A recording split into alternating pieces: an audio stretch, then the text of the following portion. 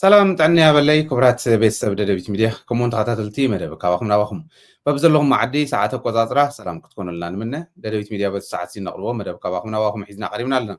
سنة صنيحكم مدلواتنا تكافلوا علمنا أيو نافتو وانا مدلو كوسدوكمي نايلو مدلونا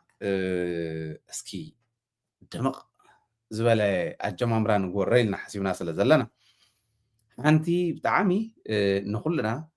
صبغ سمعت نقسم معنا تقبر تسفانا تلملم فيديو قابزوكمي أم جمريا مالتي ميتويت درف إياه جن أرم سبعة زبهال حمام رئسي سلاعة زخونة تسفا حزب تقراي زخونة من الباش قد إموه مطرح انت يكونس تمسو خسم مع خلو شو مو خسوع خلو توسنا فيديوهات ناي أرم سبعة أولات زسدلنا أبنري اللقوان نغزيو أب سكرين بتلفزيون زكتاتلنا عمل قرن أفريقيا زلو مين لقعة أب تقراي ذني هزبنا فنان كسمو خلو سلا قعة أرم سبعة زبهال حمام مرزم كوينوو يترف دري أوام يترف دقت إماملو شموم كسوع خلو أرم سبعة خبل قال له حزون كاب صفر أقرص كعص أقر رأسه شمرر زبل أب سريهم شلون سألت سلوز غنو نعوم بدنبي ملأ تخن حلف نفتاون نسألن مالتي ملأ تخن حلف أرم سبعة كور شو عتم يتن حدن هاي مسلو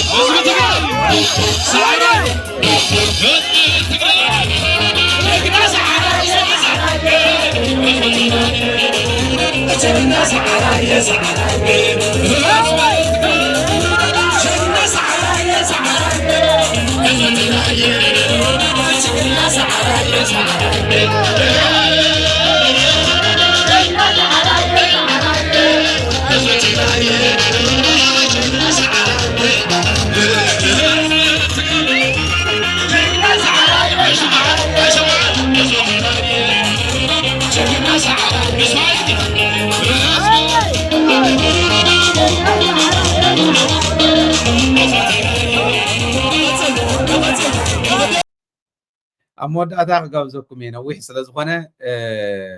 ምናልባሽ ነቶም ጸላእት እውን ይደንግጹ ኣብ ስሪኦም ምሻን ጀሚሮም እዮም ዝሓለፈ ኣርሚ ሰብዓ ዝበሃል ሽሙ እንዳልዓሉ ኣዲስ አበባ ትገበር ኣዳማ ትገበር ኣብ ባህር ዳር ትገበር ተኣኺባ ኣርሚ ሰብዓ ዝበሃል ከልዕሉ ከለዉ ኩሉ ይግልጽልጽ ዝብል ኣርሚ ሰብዓ ኣብ ዓዶም ኣብ ምዕራብ ትግራይ ኣብቲ ዝምቸዎም ቦታ ኮይኖም ንጸላእቲ መሬተይ እንተዘይወፂኹም ዓደይ ሓራ እንተዘይወፅያ ህዝበይ ናጽነቱ እንተዘይረጋጊጹ ፈጽሞ ይድቅስን ዝበለ ጅግና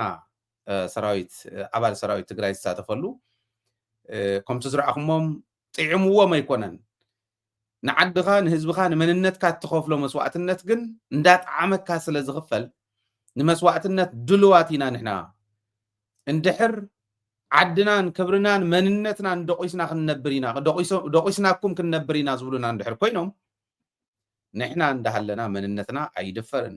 መሬትና እውን ተወሪሮ ይተርፍን ዝበሉ ጀጋኒ እዮም እዚኦም ኣርሚ ሰብዓ ኸ ይበሃል ካብኣቶም ቁንጥር ረቢልና ንእሽተን ካብ ኮር 701 እውን ንእሽተይ ተቆንጢሮም ማለት እዮም ከኣርሚ ከምኡ ኣይኮነን ለዚ ብሽሙ ብዝንኡ ብማዕዶ እውን ትፈልጥዎ ስለ ዝኾነ ጽባሕ ንጎ ብተግባር ኣብ ምዕራብ ትግራይ ክንራኸብ ኢና ዝብልዎ ዝነበረ እውን መልእኽቲ ንሱ እዩ ሞራና ዳንሻና እዚኦም እናተቆፀሩ ማይ ካድራ እናተቆፀሩ ዝነበሩ ንምቁፃር ጥራሕ ኣይኮነን ጽባሕ ንጎ መሊሱ ዝረኽበን ለሚኑ ዝትከባሉ እንተይኮነስ ብኽብሪ ብጅግንነቱ ዘምልሰን ምዃነን እዩ ዘረጋግጽ ነይሩ ኣነ ናይዚኦም ክርኢ ከለኹ ናይቲ ካሊእ እውን ከምኡ እዩ ኣብ ሰራዊት ዘለኒ እምነት ትፈልጥዎ ኢኹም ከመይ ይገብርዎ ከም ዘለዉ ከመይ ምንባብ ክህሉ ከሎ እዩ ክንደይ ናይ ዝኣክል ህዝባዊ ሕቶ ተረዲእዎም ዝወፁ መናእሰይ ምዃኖም ብደንቢ ብተግባር ትርእይዎም ይመችዎም ይኽፋእዮም ብዘየግድስ ዕላማ ኣለዎም ዕላምኦም ፈፂሞም ዝኣትዉ ጀጋኑና እዮም ሓወልቲ ሃለው ኣይሃለው ኣብ ልቢ ህዝቢ ትግራይ ሓወልቲ ኮይኖም ዝተሓተሙ መናእሰይን ምስ ወለዶም ዓበይቲ እውን ትርእይዎም ነርኩም እዚ እዩ ኣርሚ ሰብዓ ማለት ክንቅፅል ኢና ኣብ መወዳእታ ክምለሰኩም እየ ምናልባሽ ብሰራዊት ምጅማርና ዘይተረፈና ጀነራል ፍሳህ ማንጅስ ዝሕለፎ መልእኽቲ ነይሩ ዝነብዓሉ እውን መድረኽ እዩ ከምቲ ዝረኣኹሞ ኣነ ማለት ተጋደልቲ እዮም ሞትን ሕወትን ብተግባር ዝፈልጥዋ ህይወት ማለት ክንደይ ንእሽተይ ምዃና ንህዝብኻ ምስዋእ ማለት ግን ክንደይ ናይ ዝኣክል ክብሪ ምዃኑ ዝፈልጡን ዝፈለጡን ካብቲ ሕሉፍ ቃልሲ እውን ጀሚሩ እዮም ግን ፍሳህ ማንጅስ ክነብዕ ካብ ምርኣይን ላዕሊ ዝገርም የለን ዝገርም ኢነ ሰንስ በቃ እቲ ህዝባዊ ፍቅሪ እንድዩ ካሊእ ተኣምር የብሉን እስኪ ንረኣዩ እንታይ ኢሉ ዓበይቲ ዓድን ዝኸበርኩም ጀጋኑን ሃርበኛታትን ዝኸበርኩም ስድራ ስዋኣት ዝኸበርኩም ናይ ፀጥታ ኣካላት ኩልኹም ምሕዳር ኣካላትን ብፍላይ ከዓነ ህዝቢ ደቡብ ብጠቕላላን ብፍላይ ከዓ ህዝቢ ጨርጨር ነዚ በዓል እዚ ከምዚ ተኣኻኺብና ንምበዓል ምርኻብና እቲ ዕድመ ፀገብ ኮይነ ነዚ ከኽብር ተለኹን ተጋዳላይ ፍሳህ ማንጅስ ተባሂለ መጀመርያ ከኣቱ እንተለኹን ዘስታወሰኒ መድረኽ እዩ ዘጋጣሚ እዚ 1972 ንራያ ወጠነ 50 ወጠነ 80 ከኣትዋ እንተለዋ ተራ ተጋዳላይ ኮይነ መኮንን ጨርጨርን ናይ መጀመርያ ውግእ ተሳታፋይ እየ እቶም ብፆተይ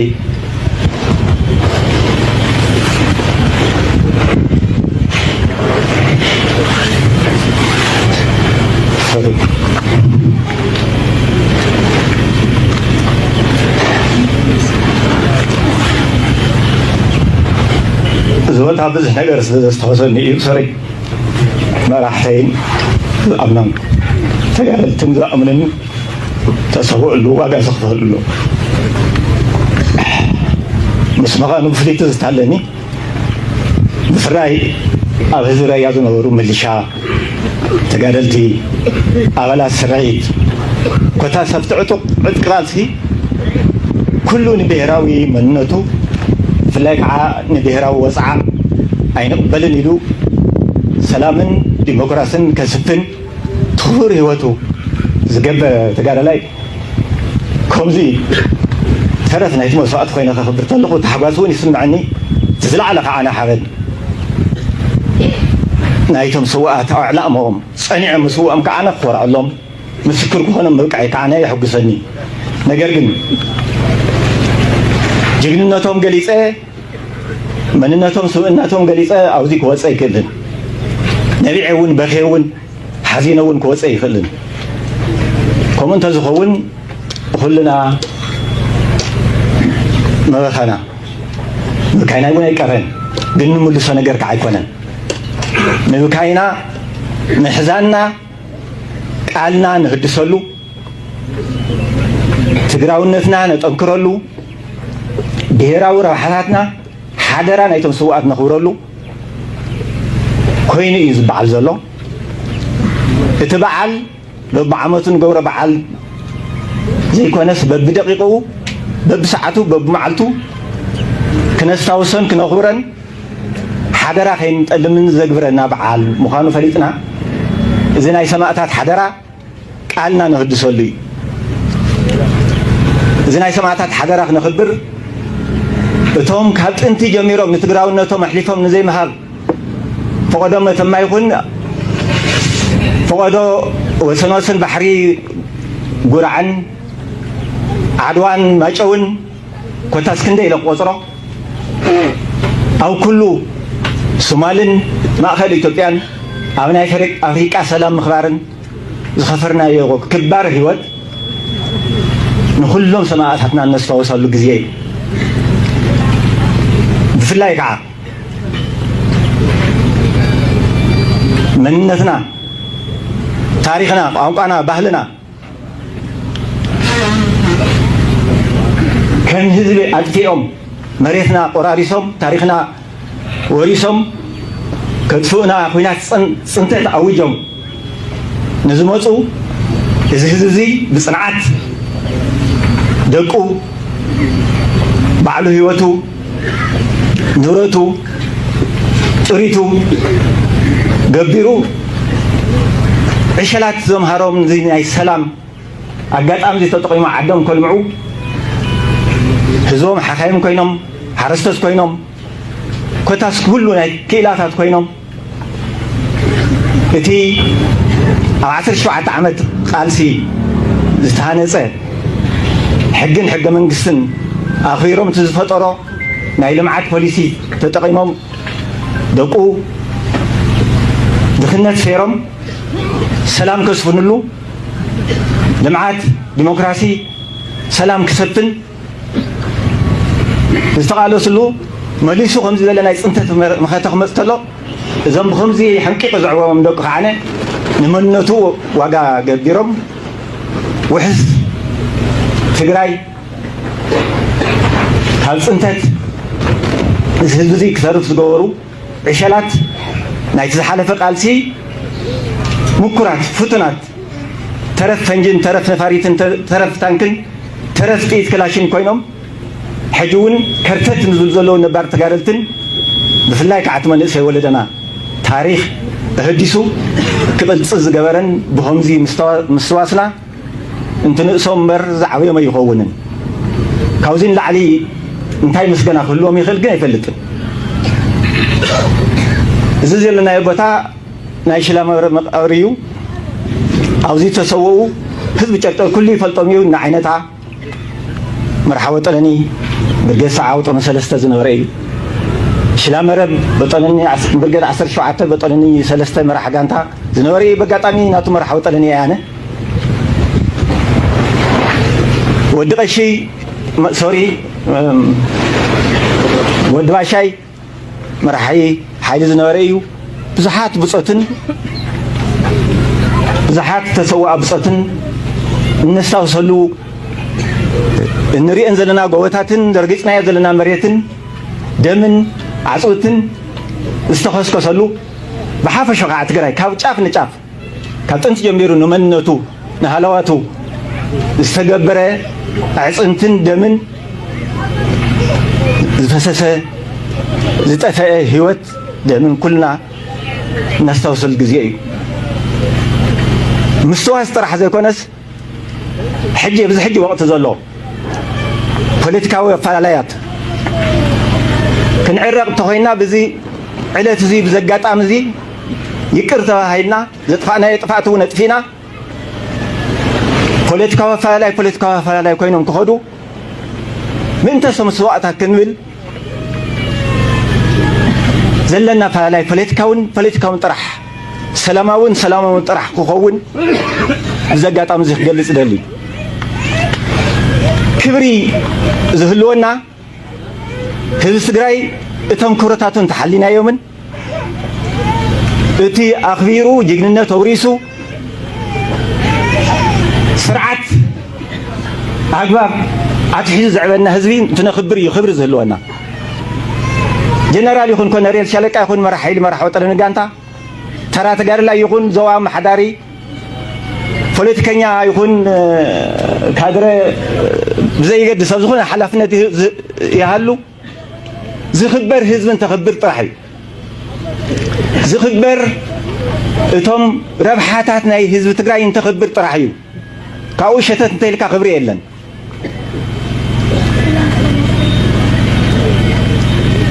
سلازي حضر سواتنا كنا خبر تخينا حدنة حزب تግራይ كتنكر له تجارو كالي مسائل يبنان كالي نيوكلير يبنان كالي زمن ايروبلان درون يبنان كان عندنا هزاونتنا ناي عدنا فقرن حدنتنا يطنكرنا كلهم بصلاتي كابتنتي خشع حجي اتونكو من مارسنا حدنتنا كاوزو سخنا يمرر حطب استراتيجي مقياس كمي كاب صقمات توصل حساب كم مراحي كم هزي مريحو نسن زمانات تعقب صنح تاريخ حزب تግራይ ሃይማኖቱ ቋንቋው ባህሉ ጅግንነቱ ቅጽል ዘግብር ሓርነትና ኣብ ቃልሲ ብዙሕ ወረደለ ይሪና ናብ ዕድመና زخنا مرحي خاطو خورد يخلي تبارخن كنا زلنا جن بزخونه يكون منجدي دقيمه يزارو او حدنا تكوستيت تسحلقاتا فصم كتله يبلا زيته بزيته مفتاح طرحي تممارس حزب تግራይ ونو يتقاليس نزي ابا غرر عوي عدي شماغلتات ولدنا ونا تمهللا صقم كفتح زغبرا سلازي لبعو يتمزلهم مناسي لبعو يتمزلهم مراحتي كلنا لبنعبي سلا تግራይ نحسب سلا حزب تግራይ نጨነق ناي ولقنا عقم ناي ولقنا ترجمه يولن حبرتنا ايها قلصبنا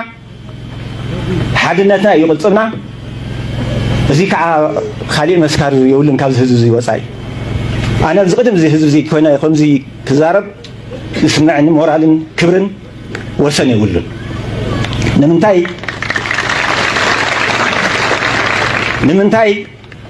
ترى تقال لك كوينا خشعت زلخ هو حلفنت صنع تنكر كله زاد اللي نتقال علينا كان نزخفل مسواتن نحن علنا الكايلو دحرنا قدمنا حليف مسوات زخفل حزب يزلنا نحن بتسلالفنا قدمت كنكون نغينا تبل عجاف نايت خوينات سراويت يبون سلاز بحال ساينسي اتي وساني جن تدجنيو ناي مورال سنقي كلهم ناي لوجيستكس كلهم ناي سرح حيلي عقمي مورال كع تسعرينا شنفنتن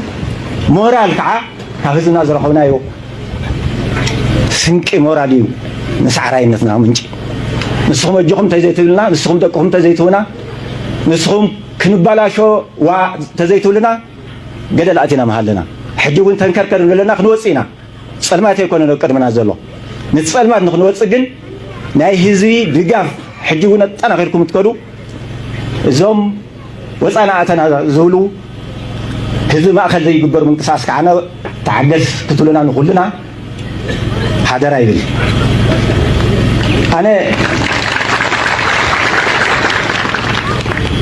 ኣነ ተምሳይ ዘለዉ ኣብዚ ዘለዉ ተጋደልቲ ካብ ንእሽተይ ክሻዕ ብትናተይ ዕድመን ካባይን ላዕልን ነዚ መኸተሲ ዋጋ ከፊልና ኢና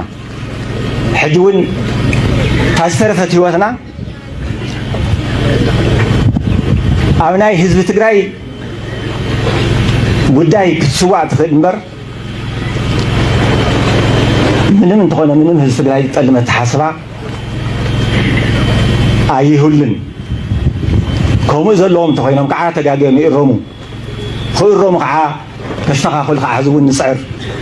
ቃልሲ እዩ ስለ ዝኾነ ገለገሊኡ ፖለቲካ ኣፈላላይ ክተተዓራረቡ ናይ ባዕሉ ፀገም ስለ ዘለዎ ህዝቢ ማእኸል ዘይገብር ግን ሕጂ እውን ከም ትቅድም ዝበልክዎ ህዝቢ ይፍረደና እየ ዝብል ኣብዚ ወቅት እዚ ኣብ ከቢድ ፀገም ዘሎ ሓራ ዘይወፀ ህዝብና ኣሎ ስምምዕ ፕሪቶርያ ክትፍፀም ብትዕግስቲ ተፀቢና ንፅበለና ቀፃሊ እውን ክንፅበ ኢና ነገር ግን ህዝብና ሓራ ይወፀን ፈቆዶ ከተማታት ትግራይን ሱዳንን ፈቆዶ ኣዲስ ኣበባን ዓዲ ሓራን ተሰዲዱ ዝነብር ዘሎ ህዝብና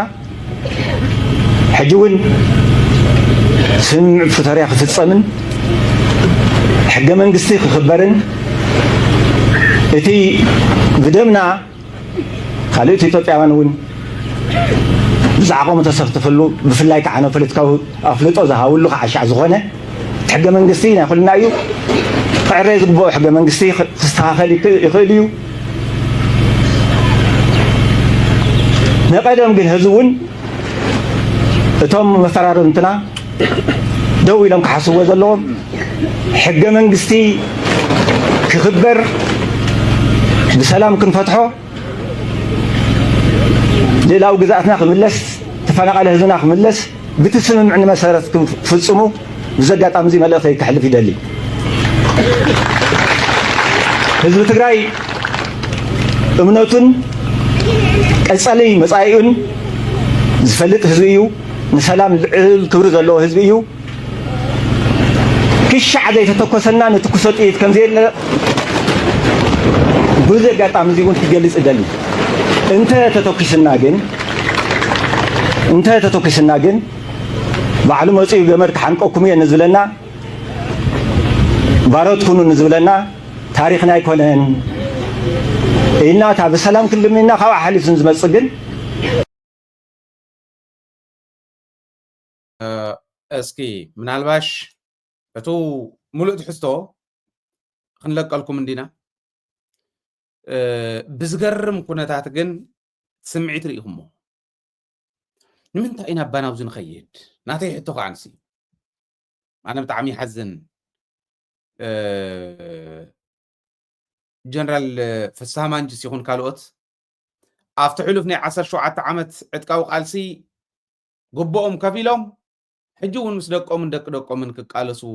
በረኻ ምውራድ ዝኩሉ መስዋዕትነት ምኽፋል ኣብቲ ሕዚ ዝኔና ልዕኒኒ ምርካብ يحزنني كنقورة زي قبعنا عوانا بتجارو كجبر زي قبأ خرّ زي قبأ أصل زبانة نمن تايجن كوينو زبلي زحات تان كافت تزارو وزوط أنا قريب بوليتيكا وفلالا يلو بوليتيكا وفلالا ما أخلو حزب انت زي غيرو صار حزب زخونه أكايد أنت حليو أدبي كبير يا تحنتي صلاتنا سكع زي تكوسلنا قاتا سحبنا نوعتهم إن تكسط يهلون تتكوسنا جن عينا يبوتاتنا نسقيلنا ينصبنيا تخاليتي اتصال ساي مسوعتنا كم زغفلنا حجون كنكفل دلوات مخانا إنا نقل زلنا نمبر مسوعتنا كفل زي قبؤ من قد خن كتالينا يبلنا أنا قاعدة حساس بنزي تنهنا نهناي تزين خلو كم يقرن أنا خن خلو إذا تحساس بنا تايت سجمنا تقوليو بوليتيكا فلا لا يمسيلهم ወጽዮም ከይዶም ንህዝቢ ትግራይ መንገዲ ከፊቶም ብሔራዊ ዕርቂ ተባሂሉ ንሳቶም ካባ ተኸዲኖም በዚውን ካባ ተኸደነ ብሔራዊ ዕርቂ ተባሂሉ ኣብ ናይ ባዕሎም ኣጀንዳ ወፊሮም ተዋፊሮም ዝነበሩ ናይ ህዝቢ ኣጀንዳ ኣምሲሎም ብሔራዊ ኢሹ ኣምሲሎም ብሔራዊ ዕርቂ ክገብሩ ተዳልዮም ዝነበሩ ነይሮም እዮም። ሕጂ እውን ተሓቢኣ ዘላ ኣጀንዳ እምበር ነገራት ዝሕል ክብለሎም ከሎ ከውፅዋ እዮም። ብክብሪ ክዕረቁ ንሳቶም ማለት እዩ። ናይ ግለሰባት ዕርቂ ብናይ ብሔር ሽም ካብኡ ንፀላእቲ ፅባሕ ንጎ ተደሊኹም ፀሓፍሉ ተደሊኹም ሓንብጥሉ ኣብዚ ንሄልኩም ኣፈላላይ ኢና ኢልና ክንህቦም እዩ ዝኽየድ ዘሎ እምበር ፖለቲካዊ ኣፈላላይ የለን ኣብ ትግራይ። ናይ ስልጣን ኣፈላላይ ናይ ስልጣን ህረፊ ካብ ወንበር ተወሰኑ ሰባት እዮም ዝቕመጥዋ። ብዙሕ ግን ይደልያ ብዙሕ ይደልያ ውሽጢ ዓዲ ዘሎ ወንበር ዝደሊ ሃዲሙ ዝኸደ ህዝቢ ዝኸድዐ ወንበር ዝደሊ ከምዚ ጌርና ክንከፍሎም ንኽእል ኢና። ፖለቲካዊ ኣፈላላይ ዝበሃል የለን ጀነራል ፍስሓ የለን ኣብ ትግራይ። ኣያን ፖለቲካዊ ኣፈላላይ እታ ናይ ፖለቲካ ኣፈላላይ ትበሃል ኣብ ትግራይ እንታይ ዝበሃል ፖለቲካ ኣፈላላይ ኣሎ ኣብ ትግራይ? ፖለቲካዊ ውድባት ኣለዋ። ዝኾነ ይኹን ፖለቲካዊ ውድብ ኣብ ትግራይ መፂኻ ከይትሰርሕ ተባሃለ የለን። ፖለቲካዊ ኣፈላላይ ዝበሃል ኣብ ትግራይ የለን። ናይ ስልጣን ድሌቶም ናይ ስልጣን ፃምኦም ዝጎደለ ጅቦኦም ሃጢሩ ዘለውን ሞር ክህጥሩ ጅቦኦም ክህጥሩ ከሽዖም ክመልኡ ናይ ባዕሎም ናይ ግሎም ዝሓስቡ ግለሰባት ዝፈጠርዎ ክፍተት እምበር ፖለቲካዊ ኣፈላላይ ዝበሃል የለን ኣብ ትግራይ የለን። ዘየለ ነገር ኣሎ ይትወል የለን ኣብ ትግራይ። እንታይ ዝበሃሉ ፖለቲካዊ ኣፈላላያት እዮም? ናይ ስልጣን ፃምእን ፖለቲካዊ መስርሕን ወይ ፖለቲካዊ ኣካይዳ ፖለቲካዊ ኣፈላላይን ነንወይኖም እዮም። ክልቲኦም ነንወይኖም። እዚኣ እያ ፀገም። ዋላ ጀነራል ፍስሓ እውን ሕዚ ካብ ዝዛረቦ ዝነበረ ፀገም ዝብሎ እዚ ብትክክል ፀረ ህዝቢ ዝኾነ ኣካይዳ ኣደብ ሓዝ በልዎ በሎ ህዝቢ ኢሉ ኣደብ ከትሕዝ ዝግብኦ ሕጊ እዩ። ሕጊ ኣውፂኻ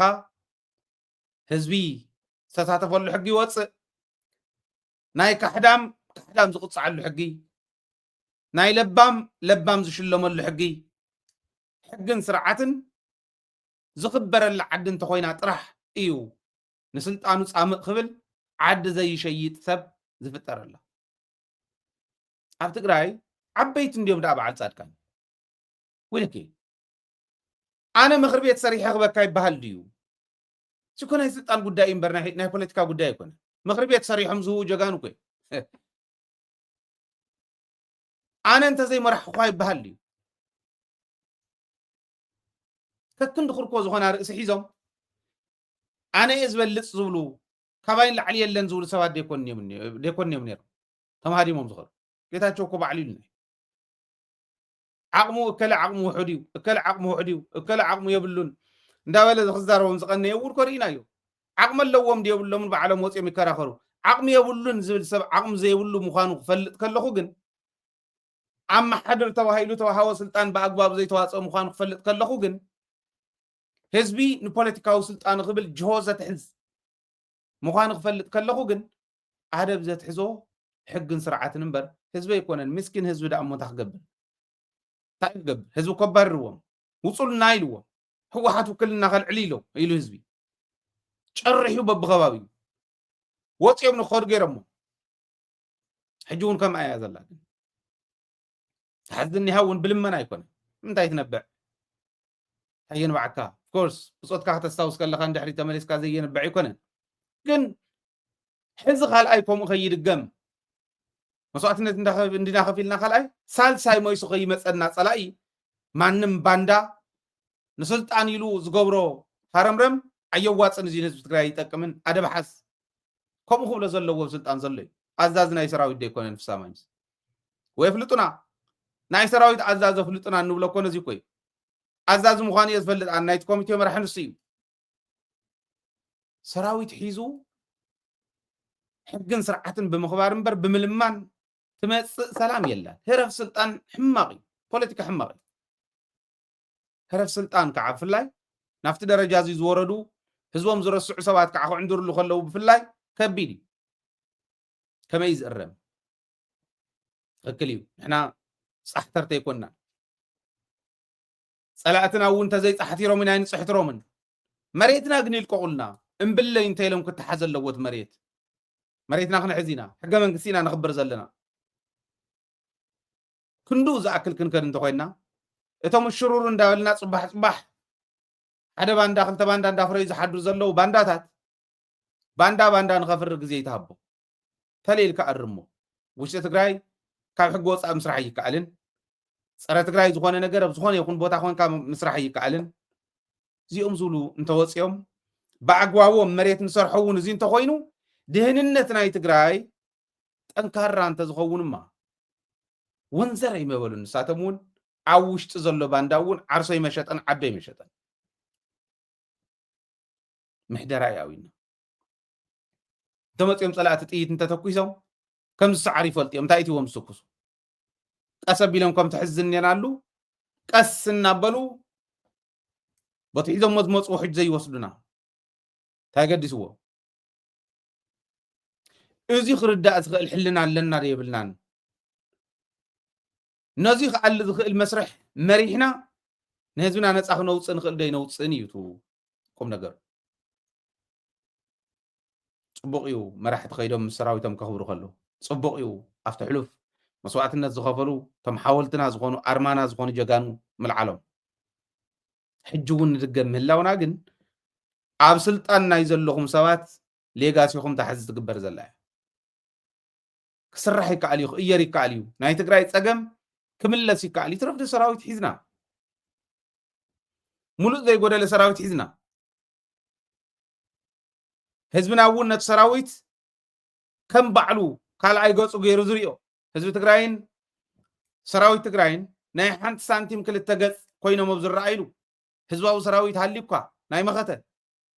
ምንም ዘይሃብካዮ ደሞዝ ዘይብሉ ክዳን ያስደዱለይ መቀየሩ ኢሉ ካብ ቤተሰቡ ክዳን ኣስዲዱ ኣሊእሁ ዝቃለሰልካ ተጋዳላይ ሒዝካ ዶ ይስነፍዎ እዩ ንሱ ይስንፍናና ንሱ ኢና ክንኣሊ ዘለና ክብል ደሊ ካብኡ ኣብኡ እናሃለናቶም ጸላእትና ንርኣዩ ይርኦም ነይሩ ታሪኻውያን ጸላእት ህዝቢ ትግራይ ካብ ምድረ ገጽ እንተዘይጠፊእሎም ዝድቅሱ ኣይኮኑን ኣብቲ ሕሉፍ እውን ዝመፅና ኮሲ ስለ ዝኾነ ሕጂ እውን ዝመፅና ኮሲ ስለ ዝኾነ እዚኣቶም ገንዘብ ክኸፍሉ እዮም ይኸፍሉ እውን ኣሎ ብቤተ ክህነት ገንዘብ ይኸፍሉ ፖለቲካ ገንዘብ ይኸፍሉ ብኻሊእ ገንዘብ ይኸፍሉ መዓት ገንዘብ ኣፍሲሶም ህዝቢ ትግራይ ናይ ምብታን ስራሕ ካብ ኩሉ ፕሮጀክቶም ፕራዮሪቲ ዝተዋሃቦ ፕሮጀክት እዚ ህዝቢ ትግራይ ናይ ምፍራስ ከይዲ ንኸፍርሱና ዝመደብዎ በጀት ዓብዪ እንታይ ንገብር ኣለና ንሕና እንተኢልና ግን የለና ነው ብጥቕኦም የለና ኣብ ጥቃት ዝሰርሕዎ ዘለዉ የለና ኣብዚና ክንነጥፍ ዘለና ኣነ እንታይ ምበልኩ ንሕና ሓድሓዲኦም ኣብ ዓለም እውን ክፀርፉ ይሰምዕ እንዴ ባሻይ ኣብ ዓለም ስርሖም እዮም ሰሪሖም ዓብዪ ስራሕ እዮም ሰሪሖም ብታሪክ እናስታወስና እዮም ንነብር ናይ ስለላ ገባር ኮይኖም ናይ ስለላ ሰብ ብተፈጥሮ ዝተዓደሎም ፀጋ ዓዶም ዘየብሩ ይቀበሉ ብዘየግድስ ካብ ጣልያ ዓዶም ግን ኣይሸጡን ኣንቱም ትበልዑ ዘለኹም ፀረ ትግራይ ተባሂሉ ዝመፅእ ገንዘብ ትግራይ ናይ ምፍራስ ተባሂሉ ዝመፅእ ገንዘብ ትበልዑ ዘለኹም እውን ከምኦም ኩኑ ባህል እያ ለባም እንተኮይኑ ገንዘብ ኣይትብላዕ የብለካ እንተጠሚኳ ክትበልዕ ኣለካ ናይ ካልእ ስለ ዝኾነ ባዕልካ ትፈልጥ ኢልካ ተሓሊካ ሙቱ እውን ኣይበልኩን ኣነ እቲ ገንዘብ ይበትንዎ ተደልዮም ኣብ ትግራይ ኣትዩ መረዳእታ ዝወስድ ግን ክህሉ የብሉን እቲ ገንዘብ ይበትንዎ ተደልዮም እቲ ገንዘብ በልዕዎ ዓድኹም ግን ኣይትሽጡ ዓድኹም ኣድሕንሉ ንባዕልኩም ድሕንኩም ዓድኹም ኣድሕንሉ ገንዘብ ይብትኑ ኣለዉ ንሪኦም ኣለና ፖለቲካዊ ሽርሒ መስርሕ ፖለቲካዊ ሽርሒ ናይ ኢትዮጵያ እንተሪኢኹመን ንዓይ ሰለስተ እንድን ኣብተን ሰለስተ ጨንፈራት ክነውፅእ ንኽእል ኢና ፖለቲካዊ መስርሖም መንግስቲ ዝመርሖ ካልኦት ናይ ፖለቲካ ኢሊት ዝበሃሉ እውን ዝመርሕዎ ፖለቲካዊ መስርሕ ኣለዎ እዚኡ ብስሩዕን ብዘይስሩዕን የካይዱ ሸምገልተ ኣለዎም ዘይስሩዕ ዝኾኑ ፖለቲካዊ መስርሕ ዝሰርሑ ሸምገልተ ኣለዎም ንኣብነት مسفن رأي مرحو اتزاي سرعي ولا كوميشنر كوينو ناي مخكر كوميشنر يكون امبر دلالاي ناي تግራይ ፖለቲካ ክወድቕ ናይ ኢትዮጵያ ፖለቲካዊ ኸይዲ ኣብ ልዕሊ ትግራይ ቸቸ ንኽብል ደላላይ ምክክር ኮሚሽን ይብል ሳይማኖት ይዛረብ ምስ ካሊእ ይዛረብ ምስ ኣዴታት ምስ ኣቦታት ምስ ቆልዑ ገለ ይዛረብ ናይ ዘረቡ ማእኸል ፖለቲካ ትግራይ ከመይዓኑ እንተወሰነ እንተተዘራረበ እውን ምክክር ስለ ዝበሃል ንኩሉ ማእኸል ዝገበረ ኢሎም ስለ ዝሓስብዋቶ የታልል ትግራይ ጥራሕ ኣይኮነን ካሊእ እውን የታልል زي سرع من قدي سرع زمثل زي سرع ناي بوليتيكا إليت كالوت ونيو امباسادرات كوينهم زي تمدبو بوش تقن تمدبو بوليتيكا تقراي ندا تمراسح خيد ننوعلو ندا تناخس خيد زقورو indirectly after መንግስት engaged زي كونو نابنت بعلن درجاتቸው ንባዓል ጌታቸው ዝሕግዝዎም ዝገብርሎም ዝነበሩ ደገፍ ባዕሎን ደርጋቸው ጽጌ ዝነገረና كم 14 سنة عيرخيومني ريهم حوحاتنا ولا ود وردن ون بعلو غبايز غبرن زي غبرن حوحاتيلو مقاقيلو تشم زوصن سندي قدم ود وردهم اموالو كن زم سوات زيوم كم 14 طليمم زوصنتم ماخلاي كوميتي نندرغاچو صغي رخيومس نغرلنا ندو نحنا حوحات كاوش تغنا فرسا كنحدسا ريفورم هون غبران دلينا مو ابي احمد نخغز الناس نغرلنا يلوم كم نغر وند اندرغاچو صغي نغيرنا حوحات نيرم ساتمون حوحاتينا انداوليوم حوحات كلتا تغومي عند تبهالي نيرو حوحات غني نور اي نورن غبايز غبرن زي غبرن زبحال حوحات سكعزات مالي مسريتنا يلوم حدا سمون بارت مسريتنا يلوم سكعز اوجلو غزي ኣብ ሰሙነ ይምስረትን ፓርቲ ኣብ ዓመት እውን ፓርቲ ንምስራት መጽናዕትታት የልየካ ናይ አይዲዮሎጂ የድሊ ነቲ ህዝቢ ኢልካ ዳሰርሕሉ ከም ጸንሑ ኮፒ ፔስት ገይሮም ናይ ህወሓት ንሱ ይዘኺደና ግን ሹም ቀይርና በዚ ገርና ኢሎም ናሰርሑ ጸኒሖም ኣብ ሰሙኖም ወፂና ምሶል ኣውጆም ስካዕታ ዝእውጁ ሕጂ እውን እንተይተረፈ ሓደ እዮም ይብሉ ከም ተገሚዖም ዝኸዱ ህወሓት ጉባኤ ዘይገበሩ ህወሓት ዝብሉ ኣለዉ ازيو تمسرح بعلوم تم صلعت تم تاريخاويان صلعتنا ديزاين زغوروي بتوم زي سرع مدباتو نعبنت ببعلن درجاچو صغي سريعهم تم 14 ناغيروم نيروم انا ونغيرلهم بخمزي زخيت صنيحيلو اندرجاچو كوبص خلو كومزيم زخدنيرو سلاس بوليتيكا بسرعن زي سرعني خرو تسرعت منغستاوي تتريو زلو مريت تግራይ ዝወረረ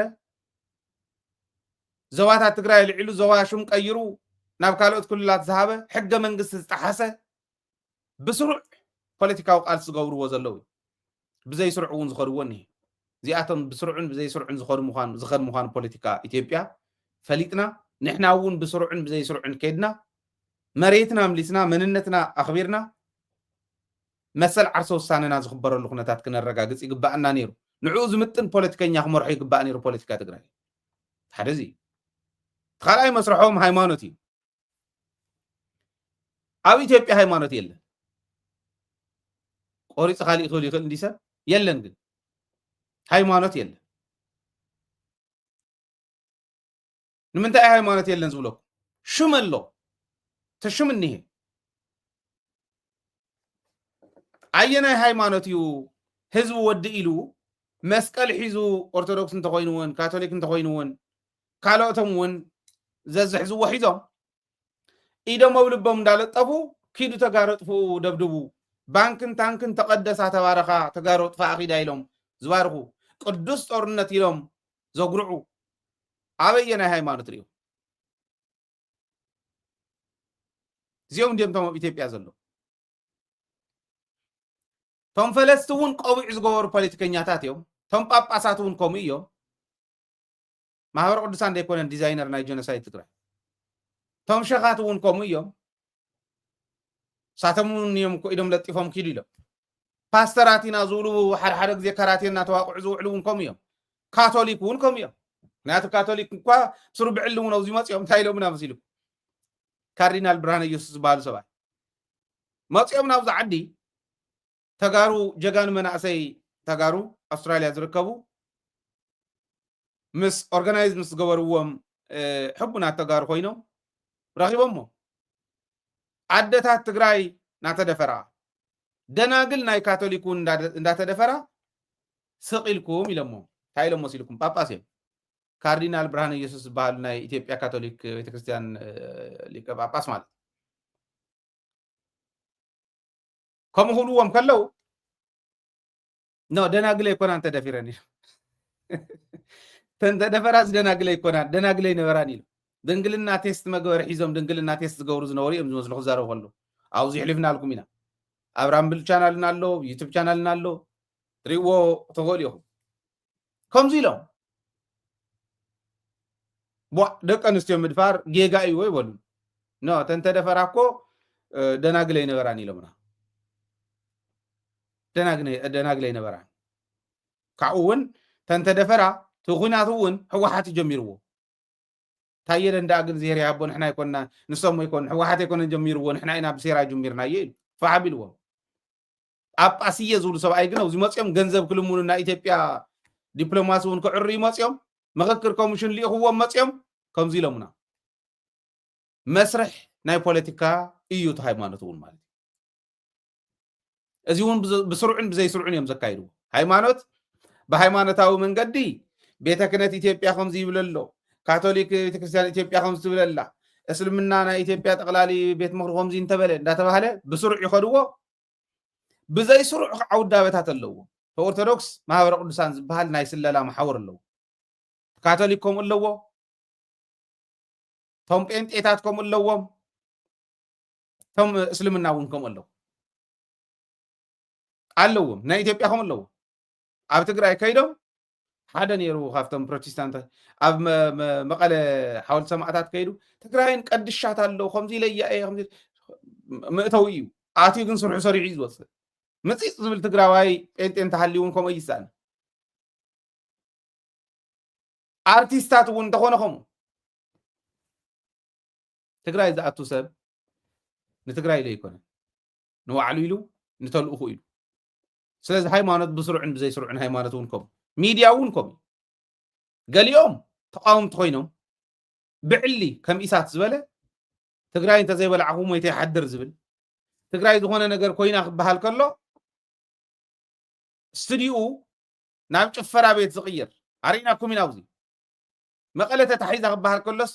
ኢትዮጵያ እንዳበልካ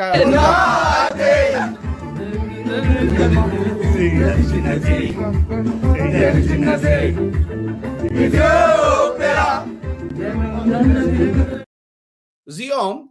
ግልፂ እዮም ብግልፂ ጀኖሳይድ ዝኣወጁ 95 ኢሎም ዝኣወጁ እዮም በቲ ስሩዕ መንገዲ ዝኸድዎ እየ ዝብለኩም ዘሎ እቶም ካልኦት ከዓ ዘይእውጁ ንዓኻ ዝመስሉ ግን ኣሲምፕቶት ኮይኖም ባዕሎም ይጠግያይነከ ዝብልዎ ማለት እዩ ብመሓርኛ ክግለፅ ኣሲምፕቶት ከምኡ ዝፅጋዕ ግን ዘይነክዕ ዓይነት ግራፍ እዩ ናይ ማቴማቲክስ ከምኡ ኮይኖም እናተፀግዑ መረዳእታ ዝወስዱ ናበዮም ዝድርብይዎ ናብቶም ዕላዊ ፅልእ ዘለዎም ከምኡ ይድርቢ ኣንታ ንሕና እኮ ንገርም ኢና